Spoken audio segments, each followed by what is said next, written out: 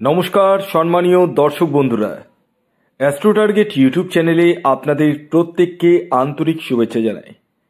আপনি নিশ্চয়ই ধনুরাশির জাতক বা জাতিকা, তাই না? আর জানতে চাইছেন আপনাদের দুটি দোষের কথা, যে কারণে আপনাদের সফলতা কিন্তু আসতে চায় না।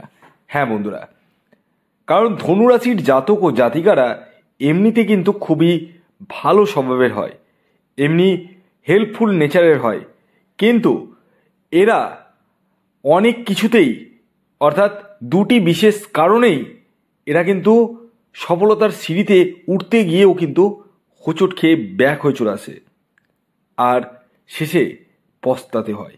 হ্যাঁ, কী সেই কারণ সেটি আমি আপনাদের সামনে তুলে ধরার চেষ্টা করছি। আশা করি আপনারা এই দুটি দোষকে যদি আপনারা নিজেদের পজিটিভে নিয়ে আনতে পারেন, অর্থাৎ আপনি যদি আমার কথা মতো চলতে পারেন, তাহলে কিন্তু আপনাদের এই অসফলতার জায়গাটা কিন্তু আসবে না। খুব দায়িত্ব নিয়ে বলছি। দেখুন, প্রথমত ধনুরাশির জাতক ও জাতিকারা, যেমনটা আমি বলছিলাম, খুব হেল্পফুল নেচারের হয় এবং এরা অন্যদের সাজেশান নিতে কিন্তু খুব একটা পছন্দ করে না। হ্যাঁ, অন্যদের সাজেশান নেওয়া এরা কিন্তু খুব একটা পছন্দ করে না। নিজের যে বুদ্ধিটা থাকে, নিজের জ্ঞানে নিজের বুদ্ধিতে কিন্তু কাজ করে।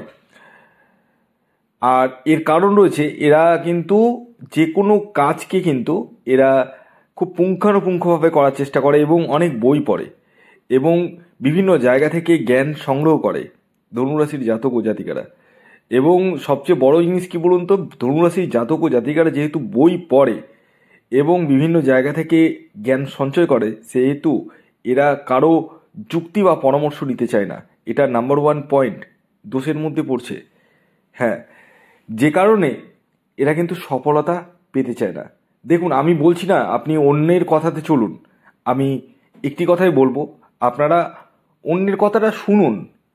তারও তো কিছু পরিমাণ জ্ঞান থাকতে পারে এবং আপনি ট্যালি করুন সেই বিষয়টা, যে সে কি বললো আর আপনি কি ভাবছেন, দুটো কি মিল খাচ্ছে, এর পজিটিভ এবং নেগেটিভ দিক কি রয়েছে, এগুলো একটু ভেবে চিনতে তারপরে এগোন, এটাই আমি বলবো।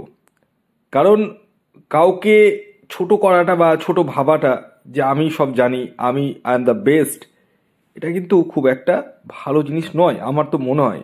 আর এই দোষটাকে কিন্তু আপনাদেরকে কাটাতে হবে। দ্বিতীয় যে দোষটির কথা আমি বলবো, যে কারণে ধনুরাশির জাতক ও জাতিকারা সফলতা পেতে চায় না, সেটি হচ্ছে এরা খুব ওভার কনফিডেন্স হয়।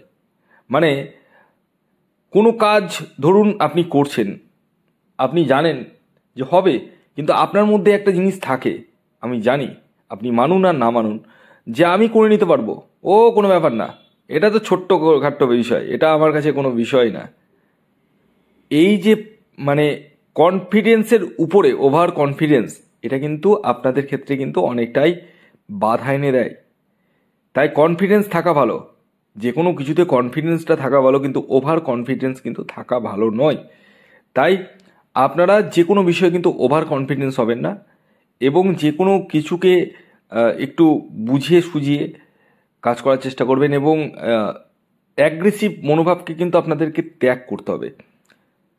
আমি জানি ধনুরাশির জাতক ও জাতিকারা এমনি ভালো হয়, কিন্তু রেগে গেলে এরা কিন্তু অনেক কিছুই করে দিতে পারে, যেটা মানুষ কল্পনা করতে পারবে না, আমি জানি ভালো করে। কিন্তু আপনাদেরকে একটু বুঝে সুঝে এগোতে হবে। তো এই দুটি দোষ আপনাদের ক্ষেত্রে কিন্তু চলার পথে বাধা এসে দাঁড়ায়।